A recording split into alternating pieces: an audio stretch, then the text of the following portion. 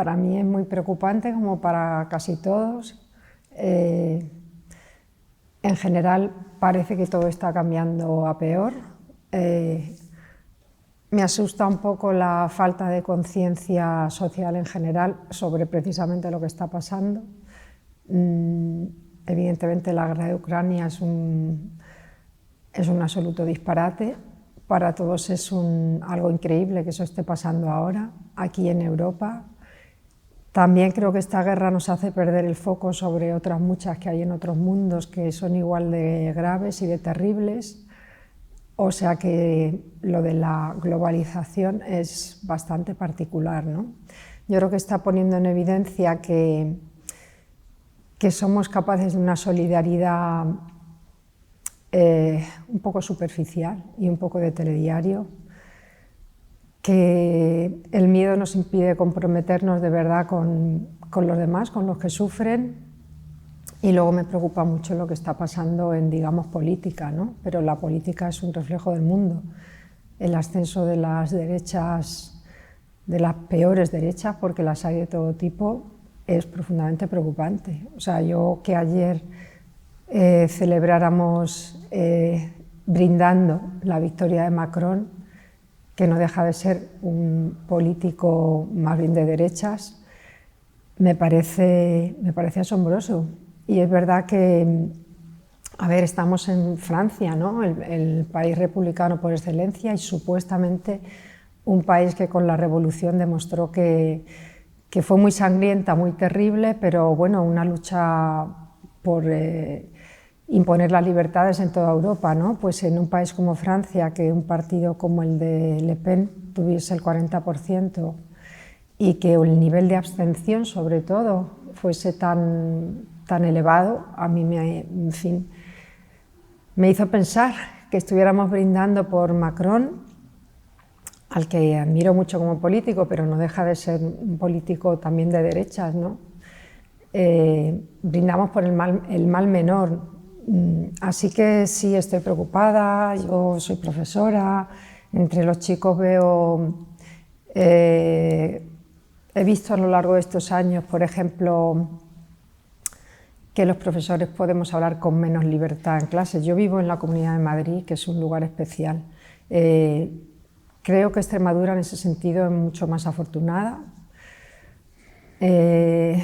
Bueno, lo que está pasando en educación, si queréis entramos en otro momento, pero es curioso que a lo largo de los años, supuestamente en un país que ha avanzado en democracia, las libertades de alguna forma se están recortando de una manera a veces muy sutil. Creo que los ciudadanos parece que no nos damos cuenta. Creo que el espíritu crítico está un poco adormecido, aunque parece que no. Y eso es lo más preocupante, ¿no? Que nos creemos que vivimos en un país libre, con una democracia asentada, pero los riesgos están ahí y me preocupan. Bueno, yo creo que tenemos sobre todo que aprender a abrir los ojos, los oídos y a actuar y a implicarnos más y a no ser menos espectadores. Para eso creo que,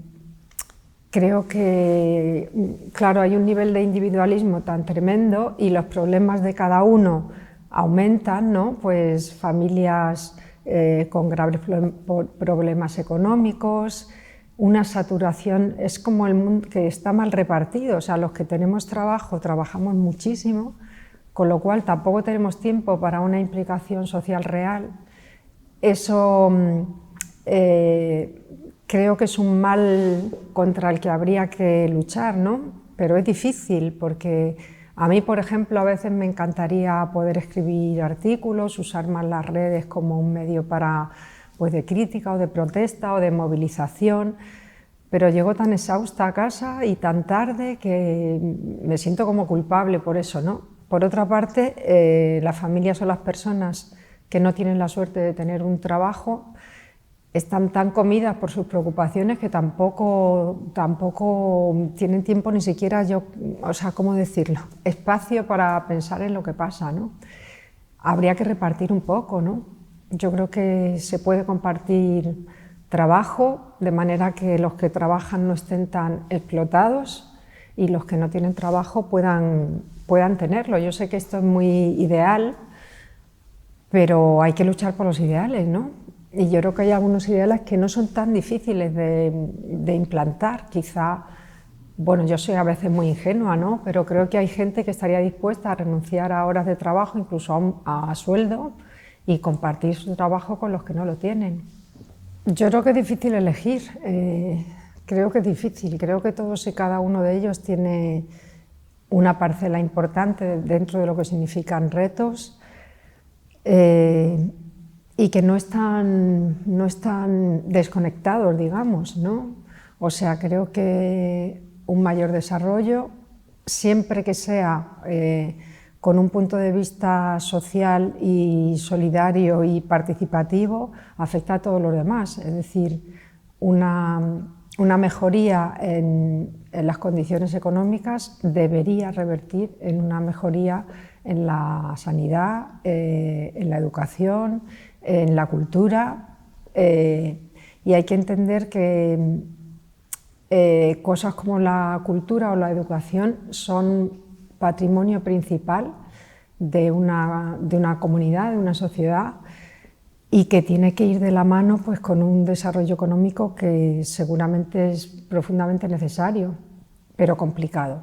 Como yo comprendo que es muy difícil equilibrar entre un desarrollo económico, industrial, etcétera, y una conservación y una valoración de una de las cosas que yo creo que es el patrimonio fundamental de Extremadura, que es su paisaje, por supuesto su gente, y bueno, un patrimonio natural al que quizá no se le tiene suficiente respeto o no se considera lo suficientemente importante que es, ¿no? Yo que vengo de Madrid, esto me parece el paraíso, creo que es uno de los paraísos de España y de Europa, y quizá no somos lo suficientemente conscientes como de otras cosas. No digo que estemos acomplejados, pero creo que no nos damos cuenta del todo del valor que tiene lo que tenemos, ¿no? Proyectos que yo haya visto fuera, en otros lugares. Bueno, yo creo que poco se puede hacer sin esa conectividad de la que hablamos. O sea, parece mentira que nos veamos impelidos a tener que venir en coche. Eso para empezar. Luego, la verdad es que estos días, por una cuestión de trabajo, he estado en Alemania, y claro, Alemania es un país riquísimo, pero era verdaderamente impresionante ir en carretera y ver cómo han llenado el país, por lo menos por las carreteras por las que fuimos, de molinos de energía eólica, ¿no? No sé, yo he pensado mucho en eso en Extremadura, creo que el reto hay que dialogar mucho, hay que pensar mucho, hay que considerarlo mucho. Creo que el reto económico es fundamental, pero han destrozado ese país. Y aquí, ayer cuando veníamos, también veíamos esas extensiones enormes de placas que se cargan las dehesas, ¿no? Veíamos de Trujillo a Cáceres, había una zona con un rebaño de ovejas y al lado esas extensiones de placas, ¿no? Me parece terrible. Yo comprendo y además con lo que está pasando, con el precio de la electricidad, del gas, etcétera, pero nos cargamos lo que tenemos y lo que nos hace singulares y lo que tenemos que explotar. ¿Cómo? Pues con unos medios de transporte que merezcan la pena, consiguiendo que la gente viaje y venga aquí. No solo una cuestión de turismo, sino quizá hay una forma de intervenir en un turismo sostenible, de verdad, que aporte. Yo tengo una casina en un sitio muy humilde, que es Cabañas del Castillo, Villuercas, que es geoparque además. Bueno, yo veo venir a gente de Holanda, de Alemania sobre todo, ornitólogos, y en ese sitio que es muy pequeño, me parece que hay 10 habitantes fijos, hay ya 3 negocios de 3 negocios de alojamientos rurales que están funcionando muy bien. Junto a eso, quizá la restauración está muy atrasada. Yo creo que se podía modernizar, se podía invertir en eso. No sé, hay potencias que yo creo que se pueden explotar. Explotaciones agrarias sostenibles, ganaderas. Yo creo que Extremadura tiene que mirar un poco más hacia ahí que a llenar esta tierra de placas solares o de molinos eólicos, de energía eólica, perdón, porque son también un elemento de contaminación paisajística terrible, y ese es un tipo de contaminación muy difícil de revertir. Es decir, si nos cargamos la dehesa a base de placas, ¿qué nos queda? No lo sé, el teletrabajo es un mundo del que yo estoy muy alejada, lo he sufrido como profesora y me ha parecido nefasto. En el caso de la educación, creo que no había más remedio que hacerlo y lo hemos hecho con todas las ganas y con todo el esfuerzo, pero yo creo que hay campos laborales en los que el teletrabajo tiene un precio muy alto, ¿no? Creo que se pierde calidad. Bueno, en la sanidad me parece una locura esto de que se está empezando a implantar, lo de las consultas a distancia, virtuales. A mí la virtualidad, debe de ser que soy muy clásica y sigo leyendo libros en papel y todo esto, me cuesta un poco. No soy economista, no soy empresaria, supongo que tendrá sus ventajas siempre que se haga con cuidado, ¿no? Que se haga.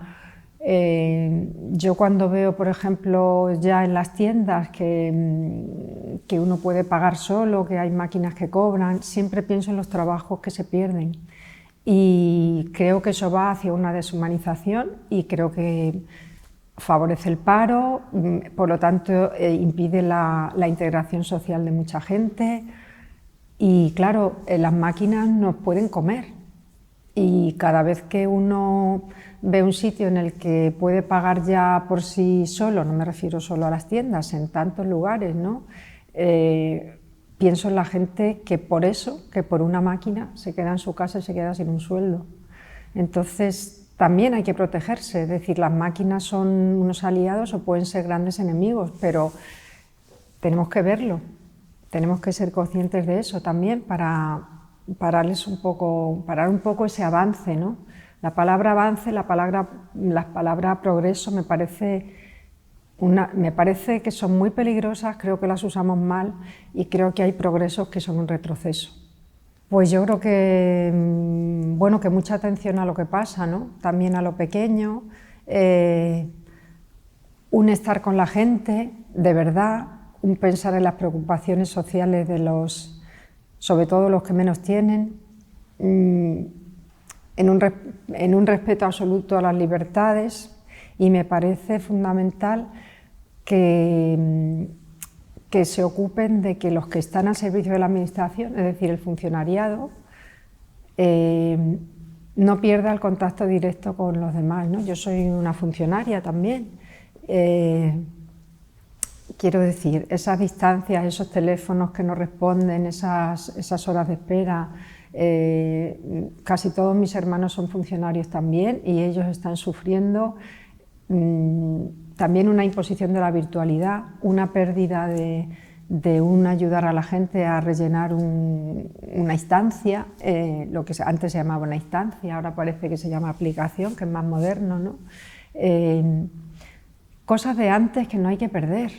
Yo debo de ser una nostálgica, pero mi padre fue director de la Seguridad Social y verdaderamente su preocupación por ese tipo de cosas era enorme, y yo lo veo con mis hermanos que se lamentan mucho bueno, insisto otra vez en esa deshumanización. Yo creo que los políticos tienen que estar muy pendientes de eso, tienen que estar pendientes de que un médico no puede tener demasiadas horas porque tiene que poder atender a los pacientes con el tiempo, tiene que estar pendiente de que los profesores no estén sobrecargados de demasiadas horas de clase porque eso hace que ese cansancio revierta en que no pueden atender a los alumnos y a las familias. Hace falta que, bueno, no sé, todo se relaciona, ¿no? Que tengamos un poquito más de tiempo, voy a ser idealista otra vez, para ser un poco más felices. Y eso es competencia también de los políticos, debería serlo, ¿no? Voy un poco por el mismo lado. Voy por la idea de que las riquezas hay que repartirlas y que no puede ser a gran escala que la pandemia, por ejemplo, haya significado que algunos pocos se enriquezcan mucho y que los más se hayan empobrecido muchísimo. Yo creo que los empresarios, yo no soy empresaria, pero tienen mucho que ofrecer, pueden aportar muchísimas ideas que a los demás no se nos ocurren, pero también además tienen que saber que hay empresas que no pueden sobrevivir y a base de becarios a los que se le paga 600 euros por un montón de horas de trabajo, ¿no? Yo tengo sobrinos que salen de sus carreras, universitarios. Hay que tener en cuenta que la universidad es una inversión tremenda y que los chicos no pueden salir sin esperanza, sin trabajo, sin horizonte o sometidos a unos trabajos tan absolutamente precarios y tan mal pagados. Eso hay que repensarlo, hay que trabajarlo. Creo que los empresarios pueden ayudar muchísimo, pero teniendo conciencia de eso, ¿no? De que tienen que hacer lo posible porque sus trabajadores sean felices también, que tengan medios para sobrevivir. Eso es una forma de comprometerse con la empresa y que no estén obligados a cosas que, bueno, yo vivo en Madrid, insisto, unos horarios que no son humanos ya. O sea, la gente tiene como asumido que su trabajo son 12 horas al día. Y no estoy hablando de muchos amigos muy bien preparados, etcétera, etcétera. Hace tiempo se hablaba de los mileuristas, pero es que ahora no llegamos a eso. Entre todos tenemos que arrimar el hombro y creo que el mundo de la empresa puede aportar mucho. Supongo que hay empresarios que también lo están pasando muy mal, que han perdido su trabajo ahora. Entre todos, pero hay que escucharse, los políticos tienen que hacer caso a la sociedad civil, tienen que escuchar a los profesores, a los médicos, a los camareros, a todos, ¿no? Y hablo en masculino, pero mi masculino no es masculino, ¿eh? Soy lingüista y es el género no marcado, evidentemente preocuparse también por la situación de la mujer, que todavía hay mucho que recorrer en ese sentido. En realidad yo creo que los empresarios a lo mejor tienen un papel casi de los más importantes, ¿no? Bueno, yo creo que la universidad en general tiene que conseguir que los alumnos entiendan que el conocimiento no es baladí, que conocer significa poder pensar significa poder plantearse cómo uno vive, en qué país vive, cuáles son las condiciones en las que vive y aportar y tener un espíritu crítico sobre las cosas, pero que en buena medida eso parte del conocimiento, conocer lo que ha pasado, conocer cómo han pensado los filósofos que han pensado, cómo han reflejado el mundo los escritores que han escrito, los científicos que han investigado, los que han sido capaces de innovar o de aportar, es fundamental.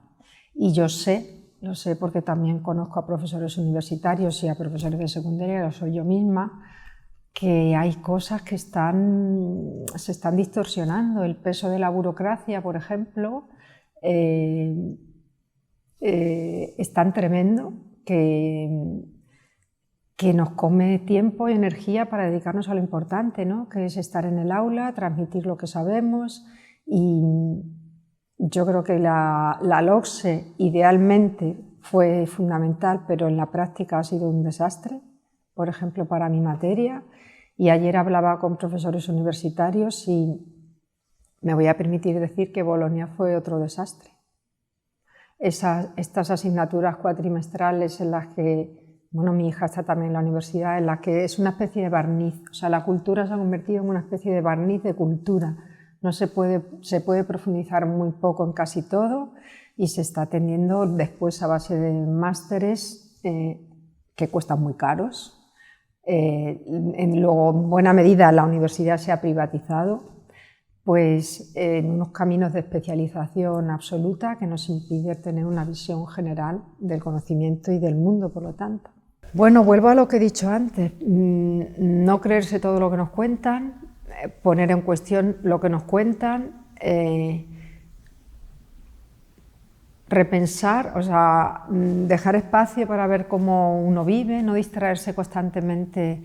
Bueno, la tecnología yo creo que ha hecho mucho bien, pero ha hecho mucho daño. Estamos supuestamente hiperconectados, pero absolutamente desconectados de nosotros mismos y a veces de lo que tenemos. No considerar un trabajo y un salario como un privilegio, no debería ser un privilegio. En una sociedad democrática y solidaria el trabajo no tiene que ser un privilegio, o sea, pero ya lo vemos así. Hay tantísimo paro, tanta gente que lo pasa mal. Un trabajo, bueno, debería ser algo normal, que todos pudiéramos desarrollarnos profesionalmente, que no estemos abocados, no es mi caso, ¿no?, a poder perderlo en cualquier momento. Y eso, un trabajo debería ser un derecho y no un privilegio, yo eso lo veo así. Y además un trabajo digno, donde no haya explotación, donde haya unos horarios que permitan estar con tus hijos. Yo lo veo en el instituto, muchos problemas de los chicos vienen de que sus padres no pueden estar con ellos, por ejemplo, ¿no? Entonces, los ciudadanos tenemos que permitirnos pensar y entre todos reivindicar de verdad, hacer ver a los políticos lo que nos pasa, pero estamos como adormecidos, estamos demasiado ocupados en lo que nos da de comer, demasiado distraídos para mi gusto por la tecnología y demasiado desconectados de nosotros mismos y de los que tenemos más cerca, en nuestro trabajo, en nuestro ámbito, y deberíamos pedir más partiendo de ahí. Yo creo que sí y que por lo menos en mi entorno es muy valorada, pero paradójicamente nos podemos pensar que el no tener una identidad muy clara es algo negativo y yo creo que no es así. Yo creo que nos hace mucho más libres, creo que no tener un peso de un nacionalismo dentro del país es una ventaja. Por ejemplo, en el campo de la literatura está valoradísima, hay grandes narradores y grandes poetas en nuestra tierra, por suerte. Todos los que vienen invitados aquí, creo que la Asociación de Escritores de Extremadura es muy envidiada por cómo se acoge a la gente, cómo se los pone en contacto con los chicos de los institutos, etc. Eso, por ejemplo, es muy valorado desde fuera. No sé si desde dentro nos damos cuenta del valor que tiene eso, de que eso hay que apoyarlo, de que la cultura es un patrimonio importante para nosotros. Y en general la gente piensa, por lo menos la de mi medio, en Extremadura como un lugar que hay que preservar, que hay que cuidar, y sí que tienen conciencia de que en muchos sentidos, por cómo somos también los extremeños de cariñosos, de cercanos, pues esas cosas hay que preservarlas porque buscan aquí lo que no encuentran en otros sitios, ¿no? Y no tenemos ese peso que a mí me parece horroroso de un nacionalismo. Yo creo que el exceso de identidad tampoco mola, nos hace menos libres. Bueno, yo creo que hay un lastre histórico que tiene que ver con la pobreza, ¿no? Con la pobreza que hubo aquí durante mucho tiempo, pero yo creo que eso ya pasó, ¿no? Aunque es verdad que los estereotipos se mantienen. pero no sé qué es mejor. O sea, creo que a Extremadura le hizo mucho daño la emigración terrible de los años 60 y que eso hay que evitarlo. No puede ser, digamos, la cabeza de la España vaciada. Creo que no lo es, que hay regiones que en ese sentido están mucho peor, y creo que no solo no hay que vaciarla, pero al revés, hay que intentar llenarla, rellenarla y considerar el modo de vida tradicional como, bueno, como un valor, enfocar un poco la empresa también hacia ahí, ¿no? Hacia la ganadería, hacia la agricultura, esas cosas que en realidad son fundamentales y empiezan a serlo, porque no nos podemos alimentar solo de plástico, ¿no? Y creo que eso es un campo importante, somos menos pobres de lo que creemos que somos, y yo creo que esos estereotipos de una región pobre apartada, inculta, están pasando, pero es fundamental que el tren que nos trae no se averíe cada 2 por 3. Es fundamental que, bueno, no sé qué estamos esperando para que el AVE empiece a funcionar, supongo que medios económicos. No sé cómo no aprovechamos más nuestra conexión con Portugal. Cuando yo era chica, curiosamente los españoles mirábamos con desprecio a Portugal. Es un país del que tenemos mucho que aprender, a ver si abrimos los ojos. Es decir, Europa no solo está de los Pirineos hacia arriba, tenemos un vecino que tiene tanto que darnos con lo que tenemos con...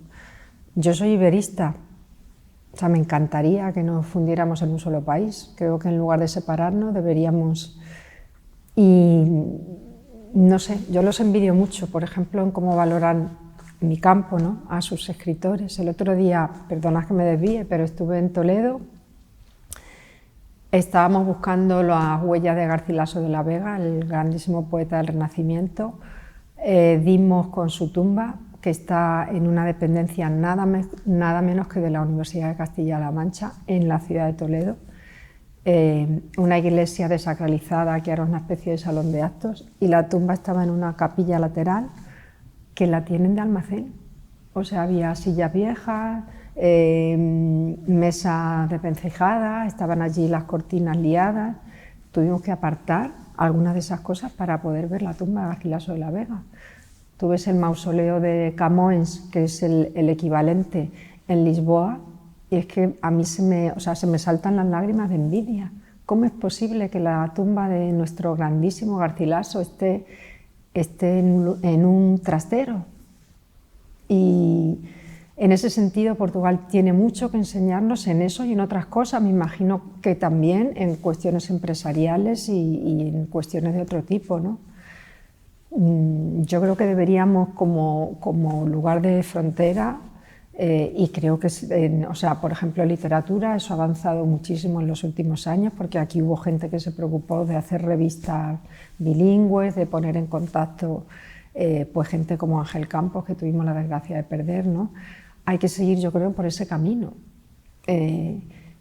Quizá, bueno, más contacto en algunas cosas con el sur y con el oeste más que con el norte, ¿no? Bueno, yo creo que hay una labor muy básica, que es cuando salgamos de aquí, cada uno, hablar como tenemos que hablar. Yo en los en los foros en los que participo, lo primero que digo es que soy cacereña, que estoy orgullosísima, que esta ciudad me ha aportado todo lo que soy, y bueno, siempre se recibe con admiración, con cariño y con ganas de venir a esta tierra. Entonces cada uno en su perder, si todavía tenemos, porque bueno, las cosas funcionan de una manera soterrada, ¿no? Si tenemos algún tipo de complejo, perderlo absolutamente, porque somos una tierra envidiable. Y luego, bueno, que la política apoye eso, ¿no? Que la política apoye un orgullo que no tenga que ver con el nacionalismo, una identidad que no sea cerrada, sino completamente abierta. Creo que eso es algo, bueno, esa hospitalidad de la que somos tan capaces, y creo que eso que podemos hacerlo, ¿no? Sí, publicitar, por supuesto, la región, pero luego dar buenos servicios. A veces comentamos, ¿no?, la restauración, que es tan importante. En Cáceres hay lugares maravillosos, pero no es tan fácil encontrar lugares, digamos, medios, ¿no? No estoy hablando de Atrio, por ejemplo, lugares medios que también los hay, pero no suficientes. Yo, cuando traigo a gente, lo echamos de menos, ¿no? Unos sitios de un nivel medio o alto, no demasiado caros, porque los productos de la tierra también lo permiten, donde se pueda comer bien, unas terrazas que estén bien atendidas, una escuela de hostelería que funcione en condiciones, porque la hostelería puede ser una parcela empresarial fundamental en esta tierra, ¿no? Apoyar, me parece, ese tipo de cosas es importante. Bueno, que no se asusten, que no se desilusionen, que no se vayan, y de eso nos tenemos que ocupar, ¿no? Cuidado con eso. Que tengan la sensación, que todos nos ocupemos de que tengan oportunidades aquí en la región. Creo que los jóvenes tienen todo que aportar y, bueno, que luchen en su medida también, pero sin venirse abajo y pensando que van a tener un camino. Que no sé tampoco, claro, este mensaje también un poco catastrofista, tienen que sacárselo de la cabeza, y que no se olviden de que tienen que buscar un trabajo, por ejemplo, en el enfoque de sus carreras, que se olviden un poco de esa teoría de que hay que buscar algo, ¿no?, que sea práctico, que tenga posibilidades, ¿cómo se dice?, salidas, ¿no? Eso puede ser una trampa. Yo se lo digo mucho a mis alumnos, que piensen en algo, en que estudien lo que les gusta, que es la mejor manera de encontrar después un camino, y que pueden ser muy felices viviendo aquí si encuentran y si les damos posibilidades para que puedan tener un espacio en el que ser felices trabajando.